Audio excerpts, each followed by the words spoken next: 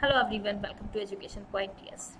Now we discuss about the conduction of nerve impulse. ठीक है, हालांकि कोई अलग से हेडिंग आपके इसमें नहीं दिया हुआ है, बट अगर स्कूल के एग्जामिनेशन में पूछा जाता है कंडक्शन या फिर नीट में कंडक्शन से कोई कुछ बात आता है तो आपको कंडक्शन पता चलना चाहिए कि कैसे कॉन्ट्रैक्शन रिलैक्सेशन हो रहा है, कैसे हार्ट बीट जनरेट हो रही है. ठीक है, so is a called a conduction of nerve, conduction of circulation, conduction of a blood in a heart.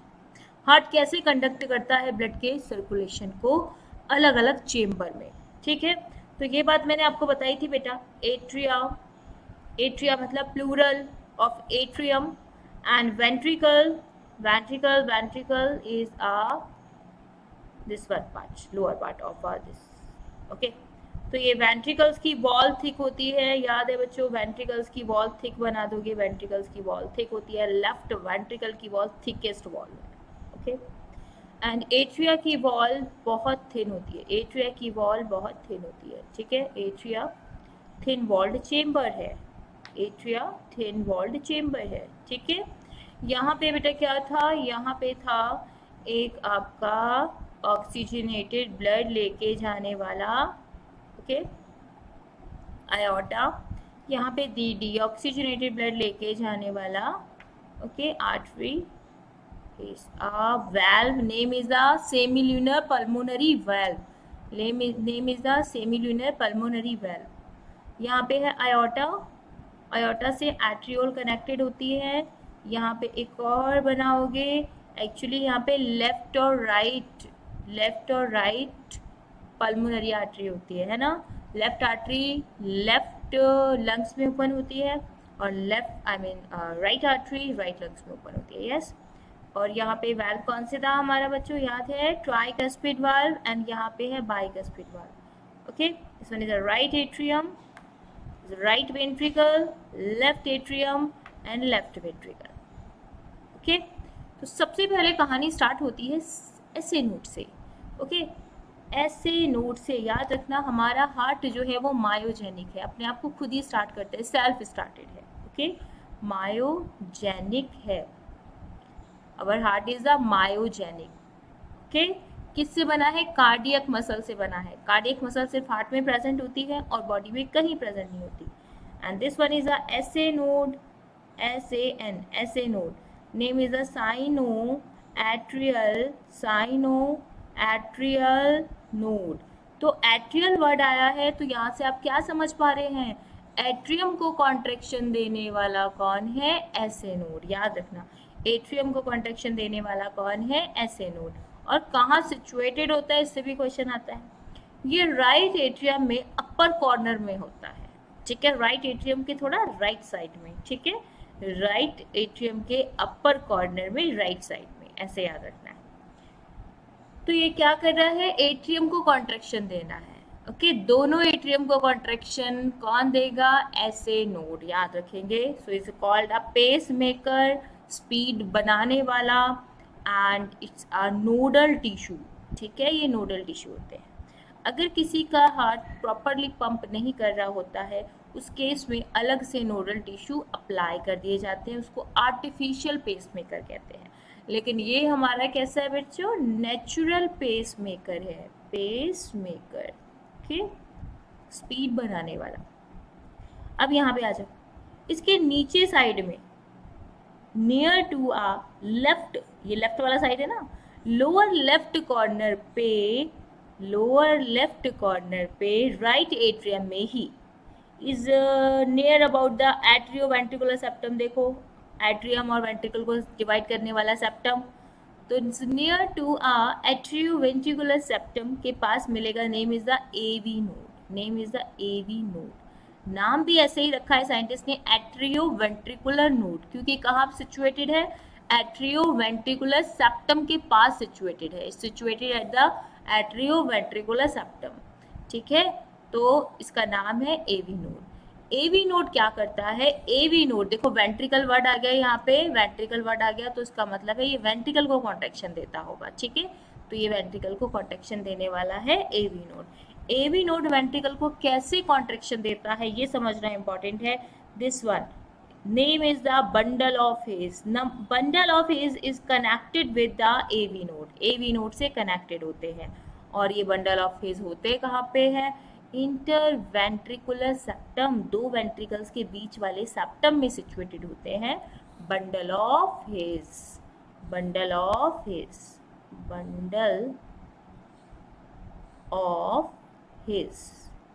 ठीक है, ये बंडल ऑफ हेयर्स पूरी वेंट्रिकल की वॉल में छोटे छोटे फाइबर्स जैसे पूरे वॉल में डिस्ट्रीब्यूटेड होते हैं. इसको हम कहते हैं Purkinje fibre. We call this a Purkinje fibre, Purkinje's fibres. तो बंडल ऑफ हेयर्स पूरा बंडल बना हुआ है फाइबर का. So name is the bundle of hairs. कहाँ सिचुएटेड है बंडल ऑफ हेयर्स? तो आप बोलेंगे इंटरवेंट्रिकुलर एरिया में. परकिंजे फाइबर कहाँ प्रेजेंट है? वेंट्रिकल्स की वॉल में. ठीक है, अब जो ऐसे नोड ने एट्रियम को, दोनों एट्रिया को कॉन्ट्रैक्ट किया है, अभी ऐसे नोड भेजेगा कॉन्ट्रैक्शन एवी नोड के पास. एवी नोड से डायरेक्टली कनेक्टेड होते हैं बंडल ऑफ हेयर्स. ये एवी नोड आगे इसको कंडक्ट करने का काम करेगा, कंटिन्यू करने का काम करेगा इसी कॉन्ट्रैक्शन को. ओके, बंडल ऑफ हेयर्स को सेंड करेगा और बंडल ऑफ हेयर्स के थ्रू, परकिंजे फाइबर्स के थ्रू दोनों वेंट्रिकल में कॉन्ट्रैक्शन क्रिएट होगा. ठीक है, एक साइड से हमने देखा ये ब्लड जाएगा, ये डीऑक्सीजनेटेड ब्लड जाएगा, ये डीऑक्सीजनेटेड ब्लड है जो कि जाएगा लंग्स में. ओके, और एक साइड से आप देखेंगे कि ऑक्सीजनेटेड ब्लड आयोटा में जा रहा है जो आपकी पूरी बॉडी में जाना चाहिए. ठीक है, तो इस टाइप से कंडक्शन क्रिएट हो रहा है. एक बार एनसीईआरटी को पढ़ते हैं. The entire heart is made up of a cardiac muscles. ठीक बात है.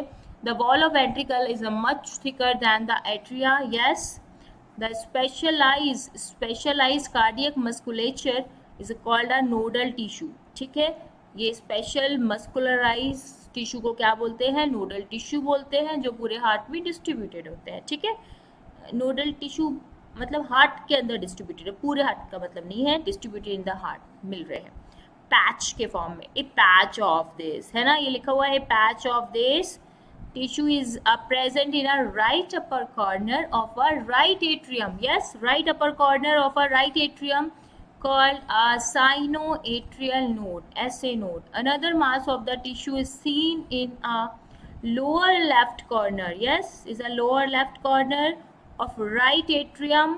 Yes, is a lower left corner of right atrium to the atrioventricular septum के पास है. Just is a close to a atrioventricular septum. So is called a AV node. Okay, yes, clear, right? A bundle of a nodal fiber, atrioventricular bundle.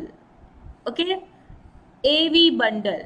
AV bundle को और क्या बोलते हैं? Bundle of hairs. यहाँ पे नहीं mention किया हुआ, आप अपनी एनसीईआरटी में यहाँ मेंशन कर लेना बेटा.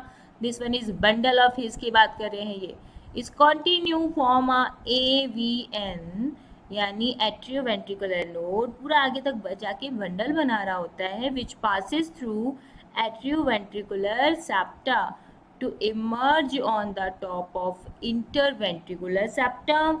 स्टार्ट हुआ था एट्रियोवेंट्रिकुलर सेप्टा से, पूरे वेंट्रिकुलर सेप्टम में आ जाएगा. इंटरवेंट्रिकुलर सेप्टम ये है, इंटरवेंट्रिकुलर सेप्टम. ठीक है, and immediately divide into a right and left bundle. Yes, ये देखो राइट बंडल और लेफ्ट बंडल में डिवाइड हो गया. इसको क्या बोलेंगे? Purkinje fibres. These branches give rise to a minute fibres. Yes, throughout the ventricular musculature, और ये रिस्पॉन्सिबल है वेंट्रिकल के कॉन्ट्रेक्शन देने के लिए. रिस्पेक्टिवली साइड, दोनों साइड में डिस्ट्रीब्यूटेड हो गए. Is called a Purkinje fibre. Is called a परकिंजे fibres. The nodal musculature has the ability to generate a action potential. Yes, nodal tissue के पास एबिलिटी है कि वो एक्शन पोटेंशियल जनरेट कर सकती है बिना किसी एक्सटर्नल स्टिमुलस के. Okay, and it is auto excitable. However, the number of action potential that could be generated in a minute vary at a different parts of the nodal system. ठीक है, the number of action potential that could be generated in a minute is very okay, vary कर सकता है at different part of the nodal system. ठीक है, हर किसी का ये जो जनरेटिंग सिस्टम है वो अलग अलग हो सकता है.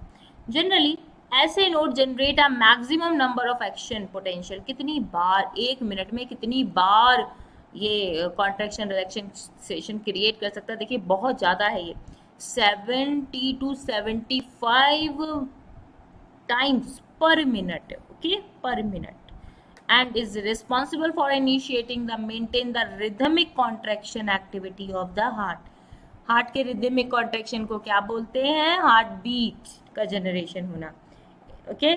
और इस नोडल टिश्यू को पेस मेकर बोलते हैं। Our heart is normally, heart beat इतनी ही है जितनी बार कॉन्ट्रैक्शन करके ब्लड बाहर निकल रहा है, वही तो हार्ट बीट है, ओके। अब ये जो बीट है वो कितनी सुनाई देती है हमें?